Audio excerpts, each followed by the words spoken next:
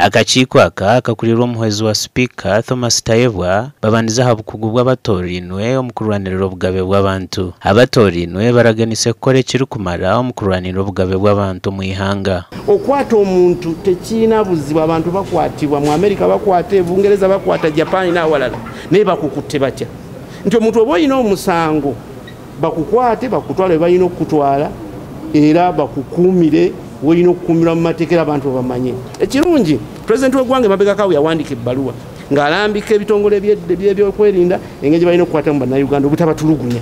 Ebbaluwa weeri tujja kugezaako kulaba engeri abasajja abali mu uniform abayisa bubi kubanga sirowooza nti UPDF police oba kiki yebatuma.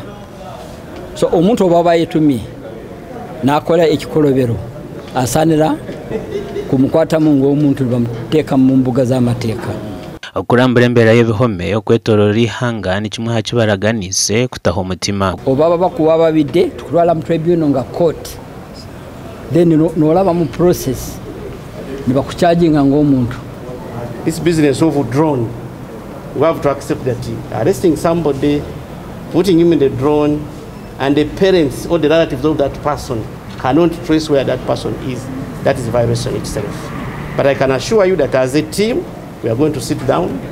Good enough, like in my case, having worked in these agencies, the security agencies, we have to engage the leaders that you can do your work. You can effect an arrest without violating the rights of this person. Kuru ihanga okutaha abantu aba kiziroho bwanyuma yabamu babiri bari mu kakiiko aka okufa abandi emyaka yabo kufaho. Akakiiko muhumuza.